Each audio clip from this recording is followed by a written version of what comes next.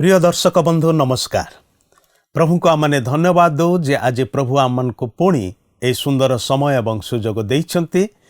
Trans World radio आनुकूल्य रे प्रचारित होउथबा साप्ताहिक विशेष बाइबल अध्ययन कार्यक्रम पथ प्रदर्शिका सहित आपणक सम्मुखरे उपस्थित हबार निमंते आपण एई कार्यक्रम देखिबा निमंते टेलीविजन सामने उपस्थित अछंती। सेथिपाई आपणकर सकाशे आमने प्रभु को धन्यवाद देवा संगे संगे आपण मानको मध्य अनुष्ठान पक्षरु विशेष भाव में कृतज्ञता ज्ञापन करूछु। आमने आजिर अध्ययन को जीवा पूर्वरु गत थर जो विषय आलोचना करिथिलु केवल मने पकई देवा पाई चाहूची। विशेष भाव में आमने एक कथा देखिथिलु जे प्रभु की प्रकार भाव में से तांकर शिक्षा रे विभिन्न दृष्टांत सब को व्यवहार करछंती। आमने आजिर अध्ययन रे आगो को बढ़िबा जहा कि आमने ए लूक 8 अध्याय रे देखिबा को पारुछु। प्रभु यीशु से समुद्र पार होइकि तांको शिष्य मानक सहित गरासिया मानक अंचल रे पहुंचिले। सेठारे जेमिति से नौकारु तळको ओल्हेले एवं से कूଳରେ अग्रसर होउछंती हठात तांको विपरीत दिगरु तांको आडको जणे लोक दौड़िके आसुची। से चित्कार करिके आसुची। जेतेबेले भी प्रभु भूतग्रस्त लोक मान को सुस्थ करिया पाई जाउथिले भूत माने चिन्हि पारुथिले यीशु किए अटंते। जनसाधारण तांको चिन्हि पारु नथिले, भाबुथिले जणे आम भଳି गोटे साधारण मनीष। मात्र भूत माने चिन्हि पारुथिले से ईश्वरଙ୍କ पुत्र मानव रूपरे। केवल सेतिके नुहे आमने मध्य आजिर आलोचना रे कथा माने देखिबा जे 12 वर्ष धरी जणे स्त्री लोक प्रदर रोगरे आक्रांत थिला, रक्तस्रावर रोगरे आक्रांत थिला। अनेक डाक्तर को देखे देखे थकी जाइथिला, कौनसी भाव में उपकार पाई नथिला, तार सबु अर्थ व्यय कर सारिथिला। आ से मनरे भाबिला जे मु यीशुंकर वस्त्रर झुंपा को जदि टिके छुई देबी निश्चय सुस्थ होइजिबी। भिड़रे यीशु यात्रा करुथबा समय रे से पछआडू आसी लुचि लुचि कौनसी मते यीशुंकर वस्त्रर झुंपा को छुईला। जानते तत्क्षणात तार रक्तस्राव बंद हो गला। मात्र यीशु ठिया ही गला, कहले किए मते छुईला। आ सेतेबेले से जानिला जे मु धरा पड़ी जाइछि। यीशु जानि पारले मु तांको छुईछि बोली, आ से निजर साक्ष्य देला। प्रभु यीशु कहले झियो रे तोर विश्वास ते रक्षा करिछि, शांति रे जा। आउ एक चमत्कार विषय घटिबा को जाउछि। आजिर अध्ययन रे आमाने देखिबा को पारुछु जे 12 वर्ष बयसर गोटे झियोटी जे कि मरि जाइथिला। ता बापा आसिकी नेहुरा ही कहले सेतले तार जीवन टिके थिला जे मोर झियो मृत प्राय आपण आसी ताहाको टिके छुई दियंतो। प्रभु यीशु जाउथिबा बेले से पहुंचीबा पूर्वरु मरिगला। किंतु यीशु कहले बालिका उठ। आउ से जागी उठेला। प्रभु यीशु कहला आकु किछि खाइबाकू दियो। मृत को जीवन दान करंती प्रभु यीशु। जे गोटे स्थान रे हजार हजार संख्यार लोक माने अछंती, अंततः 5000 पुरुष अछंती। स्त्री पिला मानकर हिसाब नाही। खाइबार नथिला। दिन दिन धरी ईश्वरंकर वाक्य शुणुछंती। समस्तंको भोक लागिछि। आउ से भिड़ भितर गोटे छोट बालक पाखरे 5टी रोटी आउ 2टी माछ मात्र अछि। ताकू जेतेबेले यीशुंको हस्तरे दियागला से ईश्वरंको धन्यवाद देले एवं ताहा शिष्य मान हाथ में बढ़े दी कहले नियो समस्तंको बांटी दियो। जानते कि से 5टी रोटी 2टी माछ द्वारा समस्ते परितृप्त हेले। एते आशीर्वाद आसिला। से घटनाटी को केही हेले भूली पारले नाही। सेथिपाई बाइबल रो 4टी जाक सुसमाचार पुस्तकर लेखक माने से घटनाटी को निज निज पुस्तक रे लेखि अछंती। तेबे आसु आजिर अध्ययन मध्य को आमाने प्रवेश करिबा एवं ईश्वरंकर वाक्य को एकत्र पुंखानुपुंख भाव में आलोचना करिबा। आसंतु ताहले आमे प्रभुंकर वाक्य मध्य को जिबा। आज आमे लूका 8 पर्वर 26 पदरु आरंभ करी 9 पर्वर 6 पद पर्यंत अध्ययन करिबा निमंते जिबा। एठारे लक्ष्य करिवार विषय होछि जे इतिमध्ये यीशु सेही ह्रद पारी होई तांको शिष्यमानक सहित गरासियमानक अंचल रे पहुंचछंती ओ सेही स्थान रे से एक आश्चर्य कर्म साधन करूछंती। ताहा होछि जे से जणे भूतग्रस्त लोक को सुस्थ करूछंती ओ सेही भूत सेही लोकठारु बाहरी जाउछि, जाकी लूक 8 पर्वर 26 पदरु 39 पद मध्ये लोक अति प्रांजल भाव उल्लेख करती। देखंतु 26 और 27 पदरे एपर लेखा अछि। पर से गालिलीर सम्मुखवर्ती सेपारीर गरासियमानक अंचल रे पहुंचिले। से नौकारु बाहरी कूଳରେ ओह्लान्ते ସେହି ନଗରର ଜଣେ ଭୂତଗ୍ରସ୍ତ ଲୋକ ତାହାଙ୍କୁ ଭେଟିଲା। ସେ ବହୁକାଳ ପର୍ଯ୍ୟନ୍ତ ଲୁଗା ନ ପିନ୍ଧି ଓ ଘରେ ନ ରହି ସମାଧି ସ୍ଥାନରେ ରହୁଥିଲା। ଲକ୍ଷ୍ୟ କରିବେ ଏହା ଥିଲା ସେହି ଭୂତାତ୍ମାର କାର୍ଯ୍ୟ। ଏଥିରୁ ଆମେ ଜାଣିବାକୁ ପାରୁଛୁ ଯେ ବାସ୍ତବରେ ଭୂତାତ୍ମା କ'ଣ ଓ ସେ କିପରି ଓ କେଉଁଠାରେ ରହେ। ଏଠାରେ ଲୋକ ସେହି ଭୂତାତ୍ମାର ସ୍ଥିତିକୁ ଓ ତାହାର କାର୍ଯ୍ୟକୁ ପ୍ରକାଶ କରିବାକୁ ଯାଇ ଏହିପରି ଉଲ୍ଲେଖ କରନ୍ତି। ସେହି ଭୂତାତ୍ମା ଲୁଗା ନ ପିନ୍ଧି ଓ ଘରେ ନ ରହି ସମାଧି ସ୍ଥାନରେ ରହୁଥିଲା। ତେବେ ଏହି ଭୂତାତ୍ମାର ସ୍ଥିତିକୁ ନେଇ ବିଭିନ୍ନ ଲୋକ ବିଭିନ୍ନ ପ୍ରକାର ମତ ଦିଅନ୍ତି। କେହି ଭୂତାତ୍ମାର ସ୍ଥିତିକୁ ସ୍ୱୀକାର କରନ୍ତି, କେହି ହୁଏତ ଅସ୍ୱୀକାର କରନ୍ତି ଓ ପ୍ରକୃତରେ ଏହାର ସ୍ଥିତିକୁ ବୁଝିବା ବା ବୁଝାଇବା ବଡ଼ ଜଟିଳ ବିଷୟ। କିନ୍ତୁ ମୁଁ ଏତିକି କହିପାରେ ଯେ ଏହି ଦୃଶ୍ୟ ଜଗତରେ ଏପରି ଅନେକ କିଛି ବିଷୟ ଅଛି ଯାହାକି ସହଜରେ ଆମ ଆଖିକୁ ଦୃଶ୍ୟ ହୁଏ ନା। ସେହିପରି ଆତ୍ମିକ ଜଗତରେ ମଧ୍ୟ ଅନେକ କିଛି ବିଷୟ ଅଛି ଯାହାକି ଆମେ ଦେଖିପାରୁନା, ମାତ୍ର ସେମାନଙ୍କର ସ୍ଥିତି ଅଛି। ଉଦାହରଣ ସ୍ୱରୂପ ଆପଣ ଈଶ୍ୱରଙ୍କ ଦୂତମାନଙ୍କୁ ସ୍ୱଚକ୍ଷୁରେ ଦେଖିପାରିବେ ନାହିଁ, ମାତ୍ର ସେମାନେ ଅଛନ୍ତି। ଏପରିକି ଶୟତାନର ମଧ୍ୟ ଦୂତମାନେ ଅଛନ୍ତି, ଯେଉଁମାନେ ଶୟତାନର ସମସ୍ତ ବିନାଶଜନକ କାର୍ଯ୍ୟରେ ଲିପ୍ତ ଅଛନ୍ତି। ସେମାନଙ୍କୁ ମଧ୍ୟ ଦେଖି ହୁଏ ନା। ସେହିପରି ଏହି ଭୂତମାନେ ହେଉଛନ୍ତି ଶୟତାନର ଚେଲା, ଯେଉଁମାନେ କି ମନୁଷ୍ୟମାନଙ୍କୁ ବିନାଶ କରିବା ନିମନ୍ତେ ଚେଷ୍ଟା କରନ୍ତି। ସେମାନେ ମନୁଷ୍ୟମାନଙ୍କୁ ଶାରୀରିକ, ଆତ୍ମିକ ଓ ମାନସିକ ଭାବରେ ବିବ୍ରତ କରି ପକାନ୍ତି ଓ ସେମାନଙ୍କୁ ବିନାଶ କରିବା ନିମନ୍ତେ ଚେଷ୍ଟା କରନ୍ତି। ଶୟତାନ ଏମାନଙ୍କୁ ମଧ୍ୟ ତାହାର କାର୍ଯ୍ୟ ସାଧନ ନିମନ୍ତେ ବ୍ୟବହାର କରେ। ଏହି ଭୂତମାନେ ଅଶରୀରୀ ଓ ସେମାନେ ସଶରୀରୀ ହୋଇ ବାସ କରିବାକୁ ଚାହାନ୍ତି। ତେଣୁକରି ବିଶେଷତଃ ସେମାନେ ମନୁଷ୍ୟମାନଙ୍କ ମଧ୍ୟରେ ପ୍ରବେଶ କରି ବାସ କରିବାକୁ ଚାହାନ୍ତି। କିନ୍ତୁ ସେମାନେ ପ୍ରତ୍ୟେକ ମନୁଷ୍ୟମାନଙ୍କ ମଧ୍ୟରେ ପ୍ରବେଶ କରିପାରନ୍ତି ନାହିଁ। ମାତ୍ର ଯେଉଁମାନେ ଶୟତାନ ଦ୍ୱାରା ପରିଚାଳିତ ଓ ଈଶ୍ୱରବିହୀନ ଜୀବନଯାପନ କରନ୍ତି, ସେମାନଙ୍କ ମଧ୍ୟରେ ସେମାନେ ପ୍ରବେଶ କରିବାକୁ ସୁବିଧା ପାଆନ୍ତି। ତେବେ ଏଠାରେ ଆମେ ଦେଖୁଛୁ ଯେ ସେହି ଲୋକଟି ଭୂତାତ୍ମା ଦ୍ୱାରା ଆବିଷ୍ଟ ହୋଇଥିବାରୁ ଭୂତାତ୍ମାର କାର୍ଯ୍ୟକଳାପ ତାହାର ଜୀବନ ଦ୍ୱାରା ପ୍ରକାଶିତ ହୁଏ। ସେହି ଭୂତାତ୍ମା ଘରେ ରହେ ନାହିଁ କି ଲୁଗା ପିନ୍ଧେ ନାହିଁ, ମାତ୍ର ସମାଧି ସ୍ଥାନରେ ରହେ। ତେଣୁ ଏଥିରୁ ଆମେ ଜାଣୁଛୁ ଯେ ଏହା ଏକ ସ୍ୱତନ୍ତ୍ର ଶ୍ରେଣୀର ଭୂତ ଥିଲା ଓ ସେ ତାହା ମଧ୍ୟରେ ପ୍ରବେଶ କରି ତାହାକୁ ନିଜ ଅଧୀନରେ ରଖି ପରିଚାଳିତ କରୁଥିଲା। କିନ୍ତୁ ଏହି ଭୂତାତ୍ମାଗୁଡ଼ାକ ଯୀଶୁଙ୍କୁ ଭୟ କରୁଥିଲେ, କାରଣ 8 ପର୍ବର 28 ପଦରେ ଲେଖା ଅଛି, ସେ ଯୀଶୁଙ୍କୁ ଦେଖି ଚିତ୍କାର କରି ତାହାଙ୍କ ଚରଣ ତଳେ ପଡ଼ି ଉଚ୍ଚସ୍ୱରରେ କହିଲା, ହେ ପରାତ୍ପର ଈଶ୍ୱରଙ୍କ ପୁତ୍ର ଯୀଶୁ, ତୁମ ସାଙ୍ଗରେ ମୋର କ'ଣ ଅଛି? ମୁଁ ତୁମକୁ ନିବେଦନ କରୁଅଛି, ମୋତେ ଯନ୍ତ୍ରଣା ଦିଅ ନାହିଁ। କାରଣ ସେ ଅଶୁଚି ଆତ୍ମାକୁ ସେହି ମନୁଷ୍ୟଠାରୁ ବାହାରି ଯିବା ପାଇଁ ଆଜ୍ଞା ଦେବାକୁ ଯାଉଥିଲେ। ପ୍ରକୃତିରେ ଭୂତମାନେ ଯୀଶୁଙ୍କୁ ଭୟ କରନ୍ତି, ଯେହେତୁ ସେମାନେ ଈଶ୍ୱରଙ୍କ ବିରୁଦ୍ଧାଚରଣ କାର୍ଯ୍ୟ କରନ୍ତି ଓ ସେମାନେ ମଧ୍ୟ ବିଚାରିତ ହେବାକୁ ଯାଉଅଛନ୍ତି।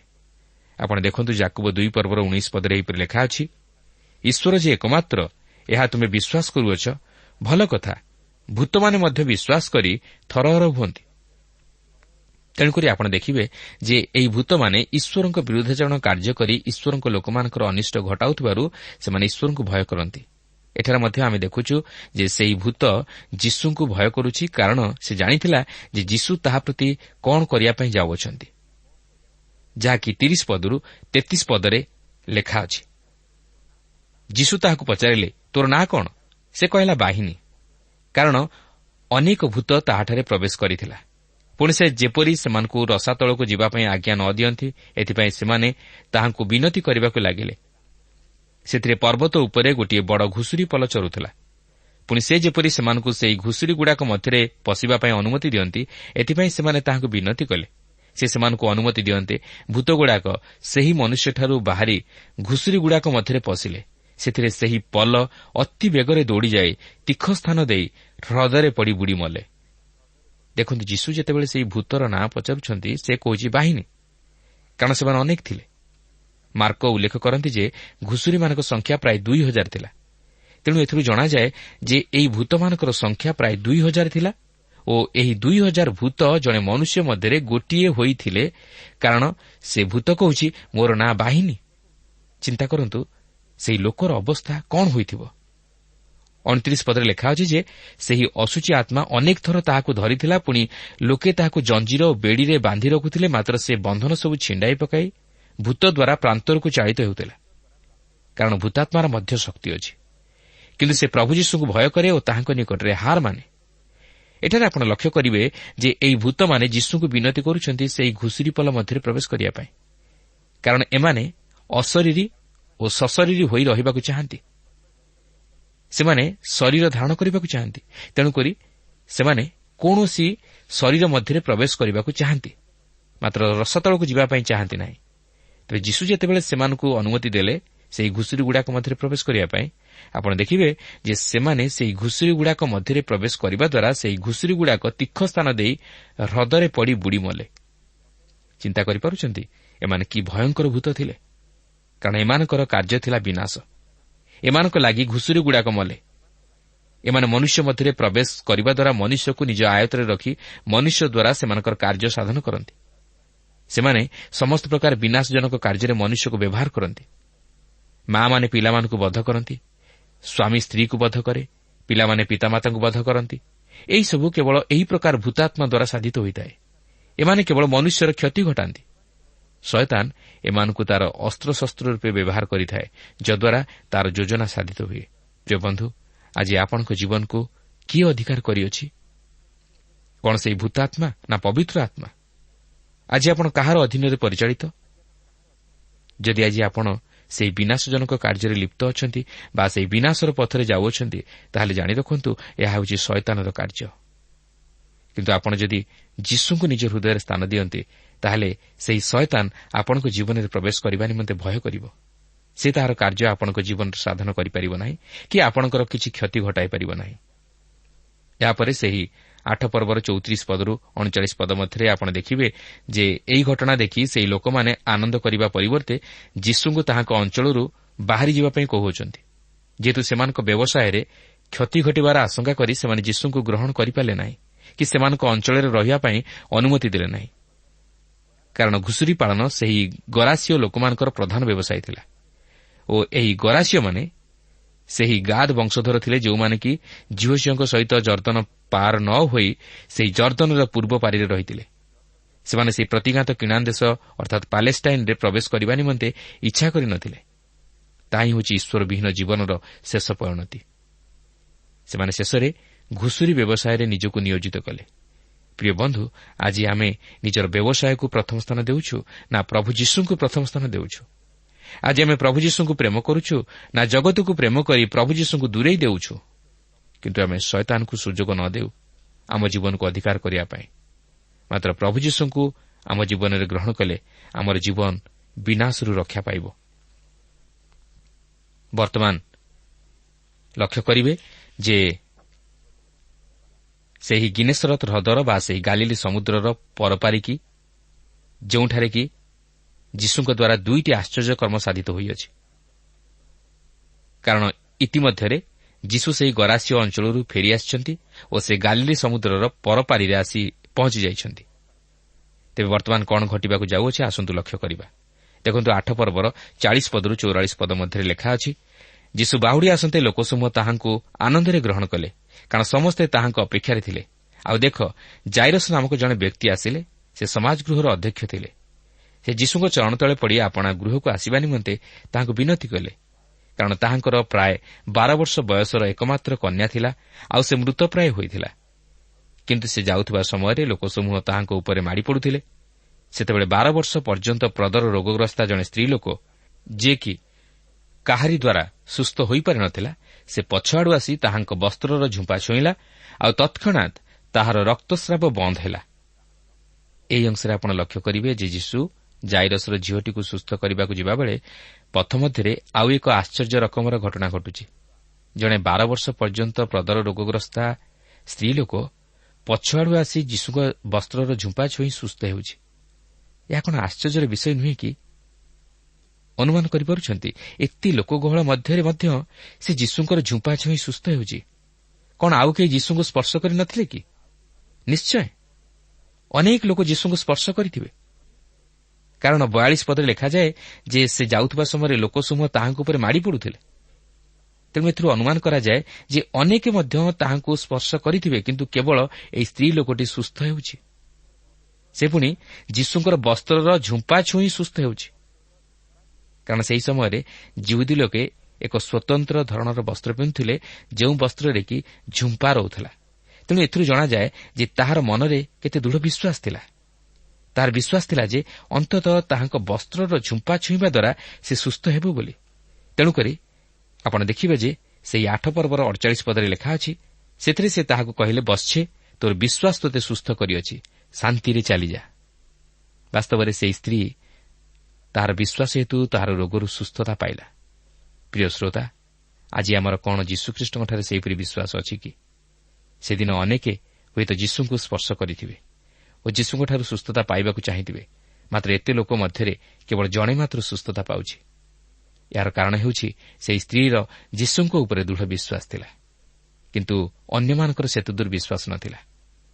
ସେମାନେ ଯୀଶୁଙ୍କର ବାକ୍ୟ ଶୁଣୁଥିଲେ ସତ୍ୟ, ଯୀଶୁଙ୍କର ପଛରେ ଯାଉଥିଲେ ସତ୍ୟ, ମାତ୍ର ସେମାନଙ୍କର ଦୃଢ଼ ବିଶ୍ୱାସ ଯୀଶୁଙ୍କ ଉପରେ ନ ଥିଲା।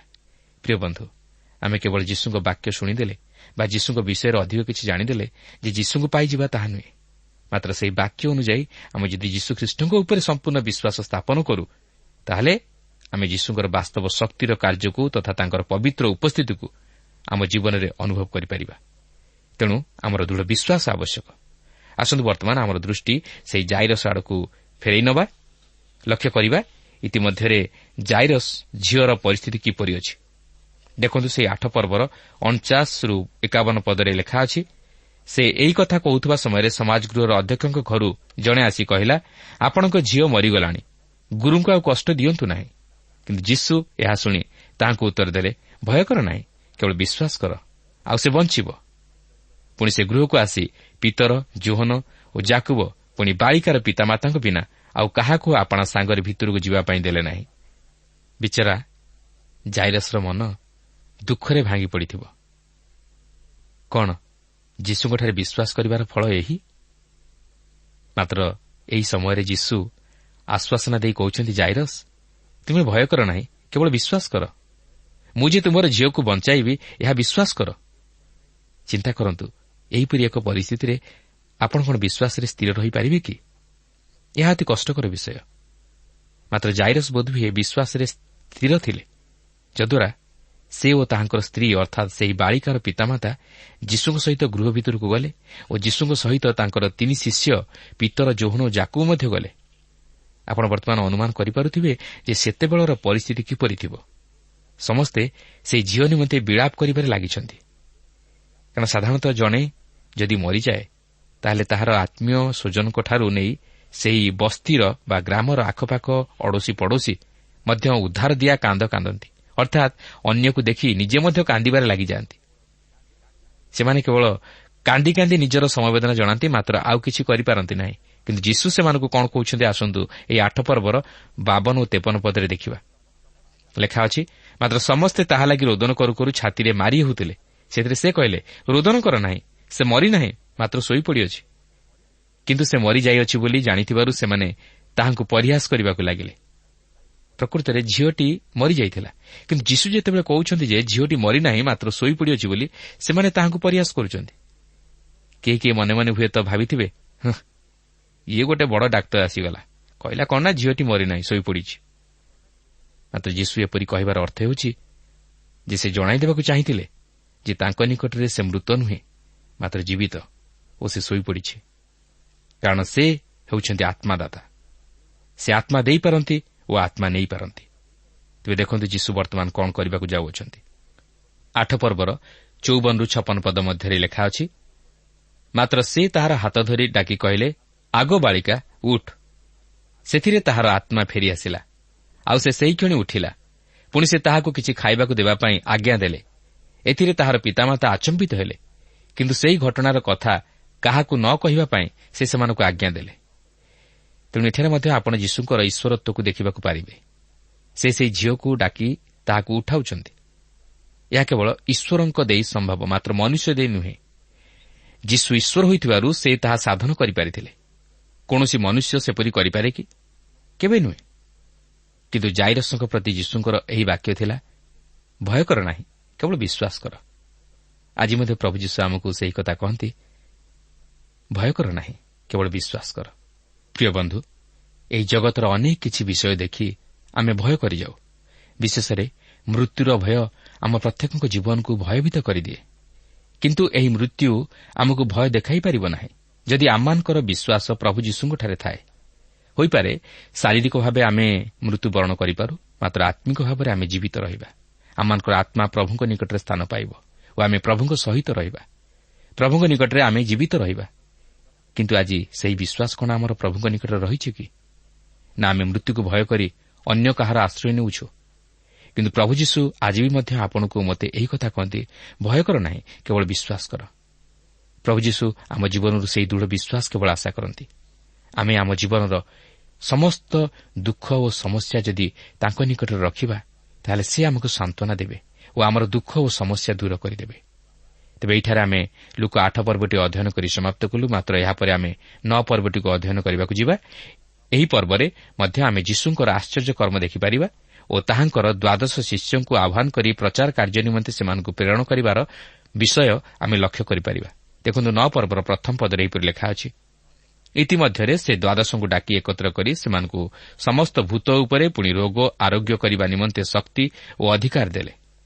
ଏହି ଅଂଶରେ ଆପଣ ଲକ୍ଷ୍ୟ କରିବେ ଯେ ଯୀଶୁ ତାଙ୍କର ଶିଷ୍ୟମାନଙ୍କୁ ଆହ୍ୱାନ କରି ପ୍ରଚାର କାର୍ଯ୍ୟ ନିମନ୍ତେ ପ୍ରେରଣ କରୁଅଛନ୍ତି ଓ ସେମାନଙ୍କୁ ଭୂତ ଉପରେ ପୁଣି ରୋଗ ଆରୋଗ୍ୟ କରିବା ନିମନ୍ତେ ଶକ୍ତି ଓ ଅଧିକାର ଦେଉଛନ୍ତି। ଏହି ସମସ୍ତ ଚିହ୍ନ ପ୍ରକାଶ କରିବା ଦ୍ୱାରା ସେମାନେ ଯେପରି ନିଜକୁ ପ୍ରଭୁ ଯୀଶୁଙ୍କର ଶିଷ୍ୟ ରୂପେ ପ୍ରମାଣିତ କରିବାକୁ ପାରନ୍ତି, ଏଥିପାଇଁ ପ୍ରଭୁ ଯୀଶୁ ସେମାନଙ୍କୁ ଏହି ସମସ୍ତ ଦାନ ଚିହ୍ନ ସ୍ୱରୂପେ ପ୍ରକାଶ କରିବା ପାଇଁ ଅଧିକାର ଦେଇ ପଠାଇଲେ। ତେଣୁ ଆପଣ ଦେଖିବେ ଯେ ନୂତନ ନିୟମ ଲେଖାଯିବା ପୂର୍ବରୁ ଏହି ପ୍ରକାରେ ଆଶ୍ଚର୍ଯ୍ୟକର୍ମ ଚିହ୍ନ ସ୍ୱରୂପେ ପ୍ରକାଶ କରି ଶିଷ୍ୟମାନେ ଈଶ୍ୱରଙ୍କ ରାଜ୍ୟ ପ୍ରଚାର କରୁଥିଲେ ଓ ନିଜକୁ ପ୍ରେରିତ ବୋଲି ପରିଚିତ କରାଉଥିଲେ। ଆପଣ ଦେଖିବେ ଯେ ପିତର ଓ ପାଉଲ ରୋଗୀମାନଙ୍କୁ ସୁସ୍ଥ କରୁଥିଲେ ଓ ମୃତମାନଙ୍କୁ ଜୀବିତ କରାଉଥିଲେ। ତେବେ ଏହି ସମସ୍ତ ସାଧନ କରିବା ପଛରେ ଏକ କାରଣ ଥିଲା ଯେ ଜଗତ ଯେପରି ଜାଣିବ ଯେ ସେମାନେ ପ୍ରଭୁ ଯୀଶୁଖ୍ରୀଷ୍ଟଙ୍କର ପ୍ରେରିତ ଶିଷ୍ୟ ଥିଲେ। ଆପଣ ଦେଖନ୍ତୁ ଯେ ପ୍ରଭୁ ଯୀଶୁଖ୍ରୀଷ୍ଟ କ୍ରୁଶୀୟ ମୃତ୍ୟୁଭୋଗ କରିବା ପୂର୍ବରୁ ତାଙ୍କର ଶିଷ୍ୟମାନଙ୍କୁ ଈଶ୍ୱରଙ୍କ ରାଜ୍ୟ ପ୍ରଚାର ଓ ପୀଡ଼ିତମାନଙ୍କୁ ସୁସ୍ଥ କରିବା ନିମନ୍ତେ ଶକ୍ତି ଦେଇ ପଠାଇଲେ। କିନ୍ତୁ ଯଦିଓ ତାଙ୍କର ପୁନରୁତ୍ଥାନ ପରେ ମଧ୍ୟ ଶିଷ୍ୟମାନଙ୍କ ଦ୍ୱାରା ଆଶ୍ଚର୍ଯ୍ୟକର୍ମ ସାଧିତ ହେଉଥିଲା, ମାତ୍ର ଧୀରେ ଧୀରେ ଏହା କମିଯିବାକୁ ଲାଗିଲା ଓ ଆଜି ଆପଣ ଦେଖିବେ ଯେ ସୁସ୍ଥତା ଉପରେ ବିଶେଷ ଗୁରୁତ୍ୱ ଦିଆଯାଏ ନାହିଁ, ମାତ୍ର ଈଶ୍ୱରଙ୍କ ବାକ୍ୟ ପ୍ରଚାର ଉପରେ ବିଶେଷ ଗୁରୁତ୍ୱ ଦିଆଯାଏ। ଓ ଯଦିବା ରୋଗ ସୁସ୍ଥ କରିବା ମାଧ୍ୟମରେ ପ୍ରଚାର କାର୍ଯ୍ୟ କରାଯାଏ, ମାତ୍ର ଈଶ୍ୱରଙ୍କ ବାକ୍ୟ ପ୍ରଚାର ଉପରେ ଗୁରୁତ୍ୱ ଦିଆଯାଏ। କାରଣ ଯେଉଁ ପର୍ଯ୍ୟନ୍ତ ଧର୍ମଶାସ୍ତ୍ର ଲିଖିତ ଆକାରରେ ପ୍ରକାଶିତ ହୋଇନଥିଲା, ସେ ପର୍ଯ୍ୟନ୍ତ ଏହିପରି ରୋଗ ସୁସ୍ଥ ମାଧ୍ୟମରେ ପ୍ରଚାର କାର୍ଯ୍ୟ ଚାଲୁ ରହିଥିଲା। ମାତ୍ର ଯେତେବେଳେ ଈଶ୍ୱରଙ୍କ ବାକ୍ୟ ଲିଖିତ ଆକାରରେ ଖ୍ରୀଷ୍ଟୀୟ ମଣ୍ଡଳୀ ମଧ୍ୟରେ ପ୍ରକାଶିତ ହେଲା, ସେହି ସମୟରୁ ଏହି ସମସ୍ତ ରୋଗ ସୁସ୍ଥ କରିବାର ଅଧିକାର ବ୍ୟକ୍ତିବିଶେଷଠାରୁ ଧର୍ମଶାସ୍ତ୍ର, ଯାହାକି ଈଶ୍ୱରଙ୍କ ବାକ୍ୟ, ତହିଁ ମଧ୍ୟକୁ ଆସିଲା। ଆପଣ ଦେଖିବେ ପ୍ରେରିତ ପାଉଲଙ୍କର ମଧ୍ୟ ରୋଗ ସୁସ୍ଥ କରିବାର ଶକ୍ତି ଥିଲା, ମାତ୍ର ତାଙ୍କର ପ୍ରଚାର କାର୍ଯ୍ୟର ଶେଷ ଭାଗରେ ସେ ସେହି ଶକ୍ତିକୁ ବ୍ୟବହାର କରିନଥିଲେ। ପ୍ରଥମ ତିମୋଥି 5 ପର୍ବର 23 ପଦରେ ଦେଖିଲେ ଆପଣ ଜାଣିପାରିବେ ଯେ ତିମୋଥିଙ୍କର ଉଦର ରୋଗ ଓ ବାରମ୍ବାର ଅସ୍ୱାସ୍ଥ୍ୟ ସକାଶେ ଅଳ୍ପ ଦ୍ରାକ୍ଷାରସ ପାନ କରିବା ପାଇଁ ପ୍ରେରିତ ପାଉଲ ତାହାଙ୍କୁ ଉପଦେଶ ଦିଅନ୍ତି। କାରଣ ସେହି ସମୟରେ ବୋଧହୁଏ ଏହି ପ୍ରକାର ରୋଗ ନିମନ୍ତେ ଔଷଧ ବାହାରି ନ ଥିଲା। ଏପରିକି ତ୍ରଫିମଙ୍କୁ ସେ ଅସୁସ୍ଥ ଅବସ୍ଥାରେ ମିଲିତରେ ଛାଡ଼ିଦେଇ ଆସିଥିଲେ। କିନ୍ତୁ ପ୍ରଶ୍ନ ଉଠେ ଯେ ପ୍ରେରିତ ପାଉଲ କ'ଣ ଚାହିଁଥିଲେ ସେମାନଙ୍କୁ ସୁସ୍ଥ କରିପାରି ନ ଥାନ୍ତେ? ମାତ୍ର ସେ କାହିଁକି ସେମାନଙ୍କୁ ସୁସ୍ଥ କଲେ ନାହିଁ? ଏହାର କାରଣ ହେଉଛି ଯେ ପ୍ରେରିତ ପାଉଲ ତାଙ୍କର ପ୍ରଚାର କାର୍ଯ୍ୟର ଅନ୍ତିମ ସମୟରେ ଆସି ପହଞ୍ଚିଥିଲେ ଓ ସେହି ସମୟକୁ ମଣ୍ଡଳୀ ମଧ୍ୟରେ ରୋଗ ସୁସ୍ଥ କରିବାର ଅଧିକାର ଧୀରେ ଧୀରେ ଉଭେଇ ଯିବାକୁ ଲାଗିଲା। କିନ୍ତୁ ଏହାର ଅର୍ଥ ନୁହେଁ ଯେ ସେହି ରୋଗ ସୁସ୍ଥ କରିବାର ଶକ୍ତି ବା ଅଧିକାର ପ୍ରଭୁ ତାହାଙ୍କର ସେବକମାନଙ୍କଠାରୁ କାଢ଼ି ନେଇଛନ୍ତି ବୋଲି। ମାତ୍ର ସେହି ରୋଗ ସୁସ୍ଥ କରିବାର ଶକ୍ତି ଈଶ୍ୱରଙ୍କ ବାକ୍ୟ ମଧ୍ୟରେ ନିହିତ ଅଛି ଓ ଈଶ୍ୱର ତାଙ୍କର ବାକ୍ୟ ଦ୍ୱାରା ଆଜି ତାଙ୍କର ବିଶ୍ୱାସୀମାନଙ୍କ ମଧ୍ୟରେ କାର୍ଯ୍ୟ ସାଧନ କରନ୍ତି ଓ ସେ ତାଙ୍କର ସେବକମାନଙ୍କୁ ତାଙ୍କର ବାକ୍ୟ ପ୍ରଚାର କରିବା ନିମନ୍ତେ ଅସ୍ତ୍ର ରୂପେ ବ୍ୟବହାର କରନ୍ତି। ତେଣୁ ସେହି ରୋଗ ସୁସ୍ଥ କରିବାର ଶକ୍ତି କେବଳ ଈଶ୍ୱରଙ୍କ ସେବକମାନଙ୍କ ଦ୍ୱାରା ସାରିତ ହୁଏ ନାହିଁ, ଈଶ୍ୱରଙ୍କ ବାକ୍ୟ ଦ୍ୱାରା ମଧ୍ୟ ହୁଏ। ସେଥିପାଇଁ ଜଣେ ଖ୍ରୀଷ୍ଟ ବିଶ୍ୱାସୀ ଈଶ୍ୱରଙ୍କ ବାକ୍ୟ ଶୁଣି ତାଙ୍କଠାରେ ବିଶ୍ୱାସ କରିବା ଦ୍ୱାରା ସେ ମଧ୍ୟ ଈଶ୍ୱରଙ୍କର ସେହି ଆଶ୍ଚର୍ଯ୍ୟ ଶକ୍ତିର କାର୍ଯ୍ୟକୁ ନିଜ ଜୀବନରେ ଅନୁଭବ କରିପାରିବ ଓ ନିଜର ରୋଗରୁ ମଧ୍ୟ ସୁସ୍ଥତା ପାଇପାରିବ। ଆସନ୍ତୁ ଏହାପରେ ଲୁକା 9 ପର୍ବର 2 ଓ 3 ପଦ ପାଠ କରିବା। ଦେଖନ୍ତୁ ସେଠାରେ ଏହିପରି ଲେଖା ଅଛି, ଆଉ ସେ ସେମାନଙ୍କୁ ଈଶ୍ୱରଙ୍କ ରାଜ୍ୟ ଘୋଷଣା ଓ ରୋଗୀମାନଙ୍କୁ ସୁସ୍ଥ କରିବା ନିମନ୍ତେ ପ୍ରେରଣ କଲେ ଏବଂ ସେମାନଙ୍କୁ କହିଲେ, ତୁମମାନଙ୍କ ଯାତ୍ରା ନିମନ୍ତେ ବାଡ଼ି କି ଝୋଲି କି ରୋଟି କି ଟଙ୍କା କିଛି ହିଁ ନିଅ ନାହିଁ, କିମ୍ବା 2ଟି ଅଙ୍ଗରଖା ସାଙ୍ଗରେ ରଖ ନାହିଁ। ତେବେ ପ୍ରଭୁ ଯୀଶୁ ତାଙ୍କର ଶିଷ୍ୟମାନଙ୍କୁ ଏହିପରି କହିବାର ଉଦ୍ଦେଶ୍ୟ କ'ଣ ଥିଲା? ଏହାର କାରଣ ଥିଲା ଯେ ଯେପରି ସେମାନେ ଈଶ୍ୱରଙ୍କ ଉପରେ ସମ୍ପୂର୍ଣ୍ଣ ନିର୍ଭର କରନ୍ତି। କିନ୍ତୁ ଏଠାରେ ଜାଣି ରଖିବାର ବିଷୟ ହେଉଛି ଯେ ପ୍ରଭୁ ଯୀଶୁ ଏହା ତାହାଙ୍କର 12 ଜଣ ଶିଷ୍ୟଙ୍କୁ କହିଥିଲେ, କିନ୍ତୁ ଆମକୁ ନୁହେଁ। ସେତେବେଳର ପରିସ୍ଥିତିକୁ ଦେଖି ସେ ସେପରି କହିଥିଲେ। କିନ୍ତୁ ବର୍ତ୍ତମାନ ଯଦି ଆମେ ସେହିପରି ଆକ୍ଷରିକ ଭାବେ ସେହି ଆଦେଶ ଅନୁଯାୟୀ ସୁସମାଚାର ପ୍ରଚାର କାର୍ଯ୍ୟ କରିବାକୁ ଚେଷ୍ଟା କରୁ, ତାହେଲେ ପ୍ରଚାର କାର୍ଯ୍ୟ ଆଗେଇ ପାରିବ ନାହିଁ। ତାଛଡ଼ା ଆପଣ ଦେଖିବେ ଯେ ପ୍ରେରିତ ପାଉଲ ଏହି ପ୍ରଚାର କାର୍ଯ୍ୟ ନିମନ୍ତେ ଖ୍ରୀଷ୍ଟୀୟ ମଣ୍ଡଳୀମାନଙ୍କରୁ ଆର୍ଥିକ ଦାନ ସଂଗ୍ରହ କରିବା ସଙ୍ଗେ ସଙ୍ଗେ ନିଜେ ମଧ୍ୟ ତମ୍ବୁ ନିର୍ମାଣ କରି ସେହି ଅର୍ଥ ସୁସମାଚାର ପ୍ରଚାର ନିମନ୍ତେ ବ୍ୟବହାର କରୁଥିଲେ। କିନ୍ତୁ ପ୍ରଭୁ ଯୀଶୁ ତାଙ୍କର ଶିଷ୍ୟମାନଙ୍କୁ ଏପରି କହିବାର ପଛରେ ଏକ ଉଦ୍ଦେଶ୍ୟ ଥିଲା। ତାହା ହେଉଛି ଯେ ସେମାନଙ୍କ ବିଶ୍ୱାସ ଯେପରି ପ୍ରଭୁରେ ଦୃଢ଼ ହୁଏ, କାରଣ ଏହା ସେମାନଙ୍କ ନିମନ୍ତେ ଏକ ତାଲିମ ନେବାର ସମୟ ଥିଲା। ତାଛଡ଼ା ଯୀଶୁ ମଧ୍ୟ ସେତେବେଳେ ଏହି ଜଗତରେ ସେମାନଙ୍କ ସହିତ ଥିଲେ।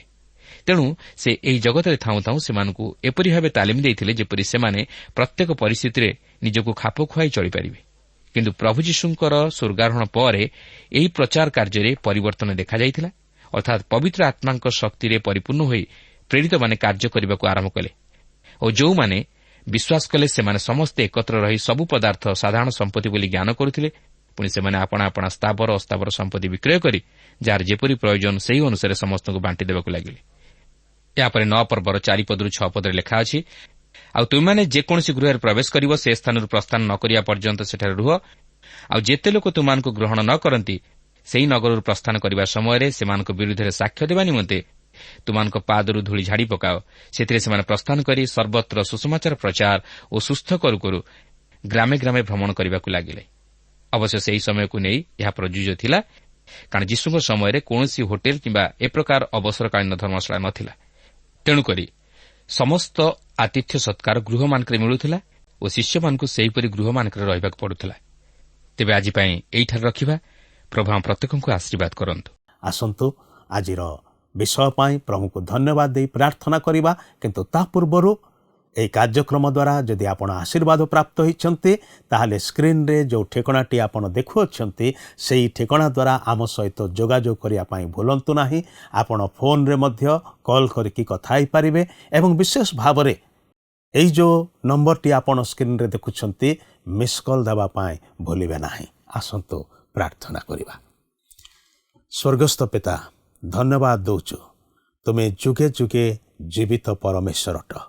ଥରେ ମୃତ ହେଲ, ମାତ୍ର ଯୁଗେ ଯୁଗେ ଜୀବିତ ଅଟ। ତୁମେ ଆମମାନଙ୍କୁ ପ୍ରେମ କରୁଅଛ। ଯେତେ ଭାଇ ଭଉଣୀମାନେ ଏ ଅଧ୍ୟୟନରେ ଯୋଗ ଦେଇଛନ୍ତି, ପ୍ରଭୁ ଏ ଟେଲିଭିଜନ କାର୍ଯ୍ୟକ୍ରମକୁ ଦେଖୁଅଛନ୍ତି, ସେ ସମସ୍ତଙ୍କ ପାଇଁ ପ୍ରାର୍ଥନା କରେ। ପ୍ରଭୁ, ତୁମେ ସେମାନଙ୍କୁ ବ୍ୟକ୍ତିଗତ ଭାବରେ ଜାଣିଛ। ସେମାନଙ୍କର ପାରିବାରିକ ଅବସ୍ଥା, ବ୍ୟକ୍ତିଗତ ଜୀବନର ଅବସ୍ଥା, କର୍ମକ୍ଷେତ୍ରରେ ଯେଉଁ ସବୁ ସମସ୍ୟା ମଧ୍ୟ ଦେଇ ଗତି କରୁଅଛନ୍ତି କିମ୍ବା ରୋଗବ୍ୟାଧି ସହିତ ଲଢ଼େଇ କରୁଅଛନ୍ତି, ବିଭିନ୍ନ ପ୍ରକାର ଝଡ଼ଝଞ୍ଜାର ଶିକାର ହୋଇଛନ୍ତି, ପ୍ରାର୍ଥନା କରୁଛୁ ପ୍ରଭୁ, ସେ ସମସ୍ତ ପରିସ୍ଥିତିରୁ ମୁକ୍ତକାରୀ ପରମେଶ୍ୱର ତୁମେ କେବଳ ଜଣେ ମାତ୍ର ଅଟ। ସେଥିପାଇଁ ତୁମ ଆଡ଼କୁ ଅନଉଛୁ, ପ୍ରାର୍ଥନା କରୁଛୁ, ପ୍ରତ୍ୟେକଙ୍କୁ ତୁମେ ଆଶୀର୍ବାଦ କର। ଏହି ପ୍ରାର୍ଥନା ପ୍ରଭୁ ଯୀଶୁ ଖ୍ରୀଷ୍ଟଙ୍କ ନାମରେ ଉତ୍ସର୍ଗ କରୁଅଛୁ, ଆମେନ୍। ବହୁତ ବହୁତ ଧନ୍ୟବାଦ ଆଜିର ଅଧ୍ୟୟନରେ ଯୋଗ ଦେଇଥିବାରୁ। ପ୍ରଭୁ ଆପଣଙ୍କୁ ଆଶୀର୍ବାଦ କରନ୍ତୁ।